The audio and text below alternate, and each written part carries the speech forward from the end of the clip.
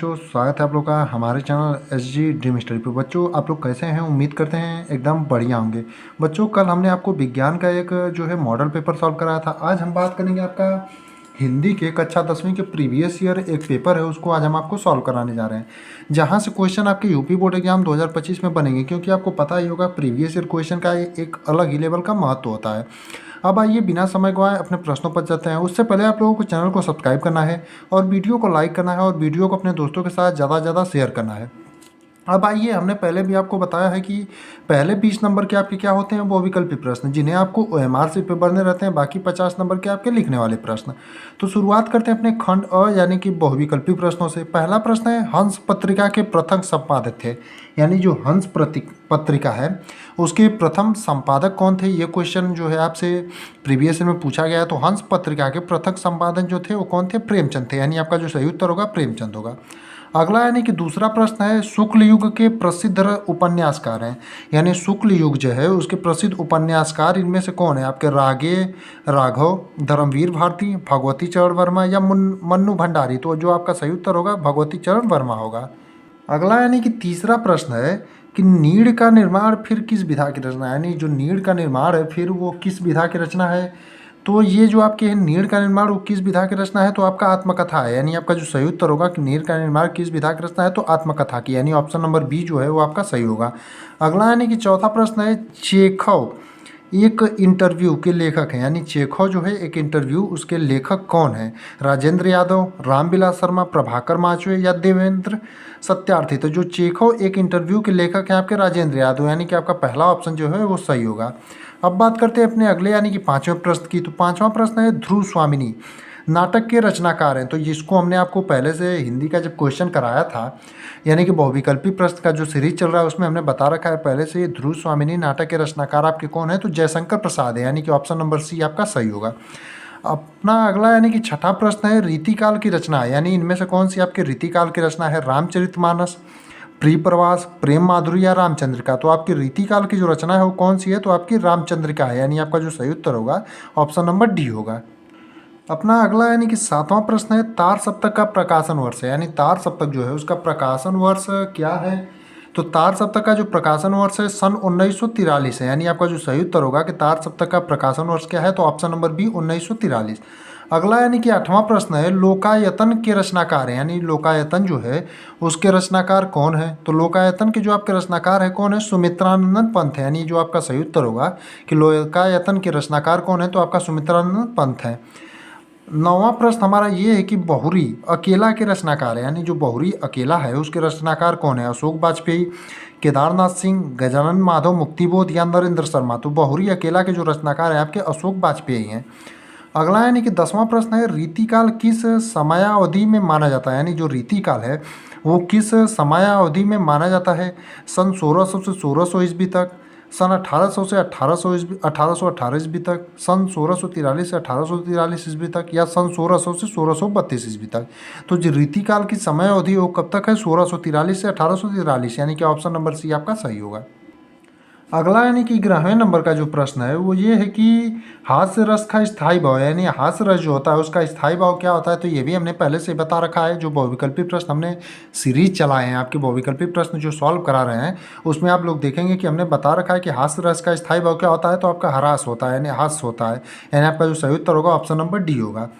अगला यानी कि 12वां प्रश्न है, जहाँ पर उपमेय की किसी उपमान से गुण धर्म के आधार पर समानता की जाए वहाँ अलंकार होता है, यानी जहाँ पर उपमेय की किसी उपमान से गुण धर्म के आधार पर समानता की जाए वहाँ पर कौन सा अलंकार होता है? तो आपका रूपक अलंकार, उपमा अलंकार, उत्प्रेक्षा अलंकार या अनुप्रास अलंकार। तो जो आपका सही उत्तर होगा उपमा अलंकार होगा, यानी ऑप्शन नंबर बी आपका सही होगा।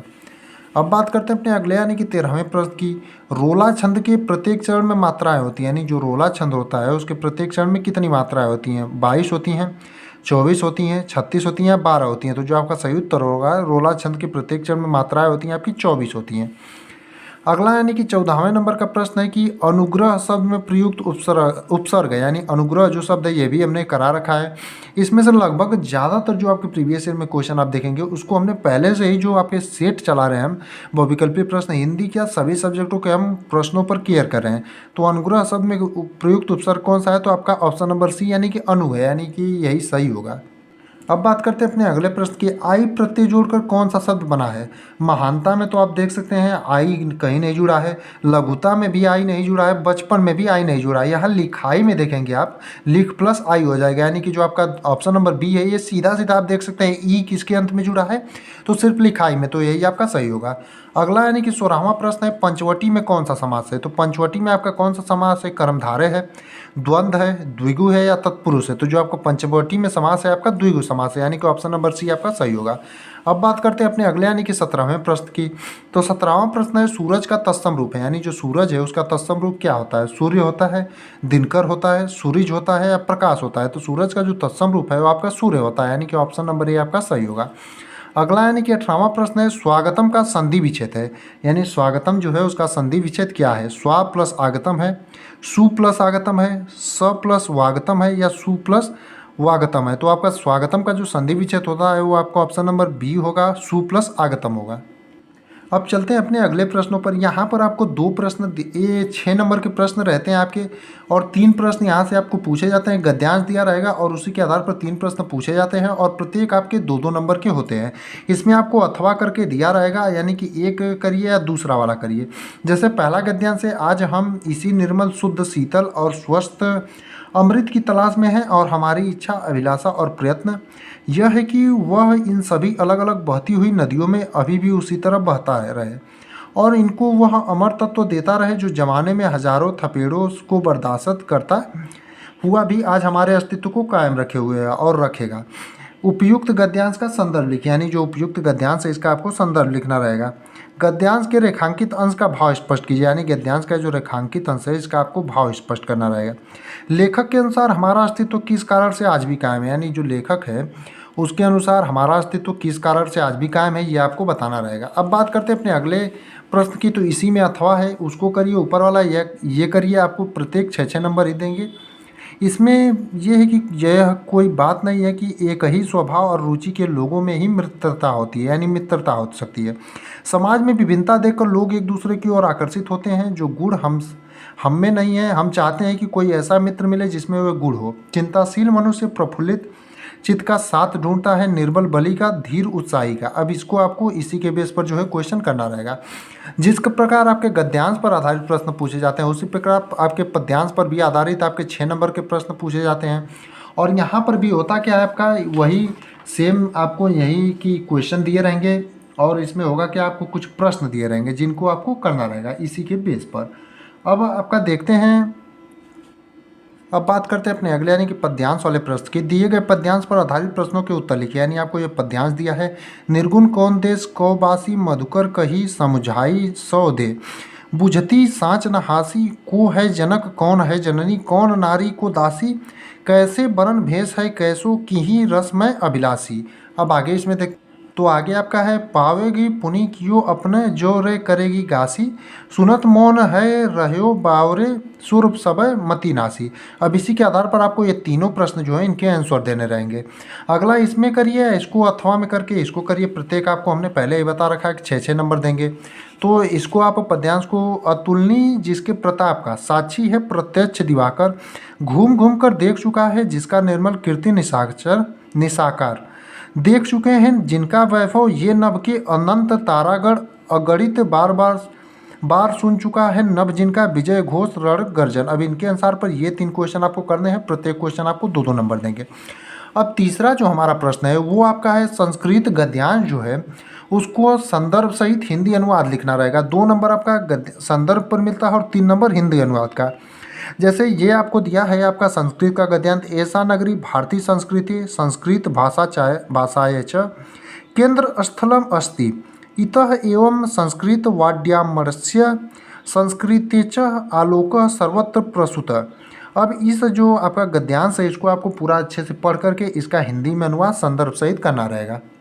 या उस वाले गद्यांश को करिए जिसको हमने पहले पढ़ा, या इसको करिए अगले वाले को। असमाकः संस्कृति सदा गतिशीला वर्तते, मानव जीवन संस्कृतुर्म ऐसा यथा समय, नवा नवा विचारधारा स्वीकरोति, नवा शक्ति च प्रपन्नोति, इसको करिए, आपको हिंदी सहित पूरा अनुवाद करना रहेगा। उसी प्रकार जिस प्रकार आपको गद्य का करना रहता है उसी प्रकार आपको पद्य का करना रहता है। और यहाँ पर भी आपको अथवा करके 2 ऑप्शन मिलते हैं और यहाँ पर भी आपको प्रत्येक के 5 नंबर मिलते हैं। जैसे इस वाले पद्य का करिए या इस वाले पद्य का करिए, दोनों के आपको हिंदी सहित अनुवाद संदर्भ सहित करना रहेगा, हिंदी अनुवाद, जिसके आपको प्रत्येक के 5 नंबर मिलेंगे। अब अगला यानी कि 5वां प्रश्न हमारा ये है कि अपने पठित खंड काव्य के आधार पर निम्नलिखित प्रश्नों में से किसी एक का उत्तर दीजिए। यानी आपका खंड काव्य जो होता है वो जिला अनुसार होता है। तो आप अगर जिस भी ज़िले से बिलोंग करते हैं आप लोग देख लीजिएगा कि आपके ज़िले का क्या खंड काव्य है, उसके अनुसार से। जैसे किसी का मुक्तिदूत होगा तो मुक्तिदूत के हिसाब से करेगा, जिसका ज्योति जवाहिर खंड काव्य होगा वो इसके हिसाब से क्वेश्चन करेगा। किसी का मेवाड़ मुकुट होता है तो वो मेवाड़ मुकुट के हिसाब से क्वेश्चन करेगा, यानी ये जिले अनुसार निश्चित होता है। और किसी का अग्र पूजा होता है तो वो अपने जिले के अनुसार अग्र पूजा से क्वेश्चन करेगा। इसी प्रकार जिसका जय सुभाष खंड काव्य से संबंधित आता है वो जय सुभाष से करेगा, जिसका मातृभूमि जिसके जिले का है वो मातृभूमि से करेगा, और जिस जिले का कर्ण खंड काव्य हो वो कर्ण खंड काव्य से करेगा। और करमवीर खंड काव्य, करमवीर भरत जिस जिले का खंड काव्य है, अपने अपने जिले के अनुसार आप लोगों को इससे क्वेश्चन करने रहेंगे। और जिस जिले का तुमुल है वो तुमिल जिले वाले करेगा। अगला यानी कि छठा प्रश्न आपको जीवन परिचय लिखना रहेगा। यहाँ से आपको 5 नंबर मिलेंगे। इनमें से हमने आपको आचार्य रामचंद्र शुक्ल, जयशंकर प्रसाद की जीवन परिचय पहले से ही करा रखे हैं पूरा। आप लोग जा करके वीडियो के लिस्ट से जरूर से देख लें। यहाँ आपको 3 लेखकों के जीवन परिचय दिए रहेंगे और किसी एक का लिखना रहेगा, जिसके लिए आपको 5 नंबर मिलेंगे। जिस प्रकार से आपको लेखकों का जीवन परिचय लिखना रहता है उसी प्रकार से आपको आता है कवियों के जीवन परिचय लिखने के लिए एवं उनकी प्रमुख रचना लिखने के लिए। यहाँ पर भी आपको 3 ऑप्शन मिलते हैं। तुलसीदास लिखिए, सुभद्रा कुमारी चौहान लिखिए, बिहारी लिखिए, इसमें और कई दे सकता है। तो इसका भी हमने पहले से ही करा रखा है। अगर आप लोगों ने नहीं देखा हो तो वीडियो में जाएँ लिस्ट में और वहाँ पर सॉल्यूशन देखें। अभी 42 से 43 वीडियो हैं तो आपको ढूंढने में दिक्कत नहीं होगी।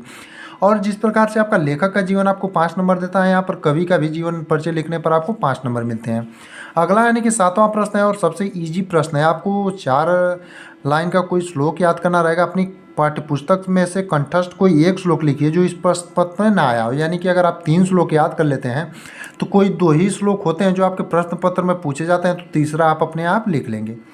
8वें नंबर का प्रश्न है और यहाँ से आपको 4 नंबर मिलेंगे। इन चारों में से कोई आपका जो है, जिनमें से किसी 2 का आपको हिंदी में अनुवाद करना रहेगा। यानी निम्नलिखित में से किन्हीं 2 प्रश्नों के उत्तर संस्कृत में लिखिए। माफ करिए, इन 2 प्रश्नों के 4 प्रश्नों में से किन्हीं 2 प्रश्नों के उत्तर आपको संस्कृत में लिखने हैं। जैसे कि ज्ञान कुत्र संभावती, यानी ज्ञान कुत्र संभावती इसके लिखिए। या भारतीय संस्कृति मूल किम अस्तित, यानी भारतीय संस्कृति की मूल किम अस्तित, चंद्रशेखर क अस्तित। इन क्वेश्चनों में से आपको किन्हीं 2 प्रश्न के आंसर लिखने रहेंगे। अगला यानी कि 9वां और अंतिम प्रश्न जो कि हमारे हिंदी एग्जाम में निबंध के रूप में पूछा जाता है। निम्नलिखित में से किसी एक विषय पर निबंध लिखिए। आतंकवाद कारण एवं निवारण, वृक्षारोपण, मेरा प्रिय कवि या नारी सशक्तिकरण। और यहाँ से आपको 9 नंबर मिलते हैं। इसी प्रकार का जो होता है आपका पेपर का जो है कंटेंट तैयार किया जाता है। इसी प्रकार के क्वेश्चन आपके पेपर में पूछे जाते हैं।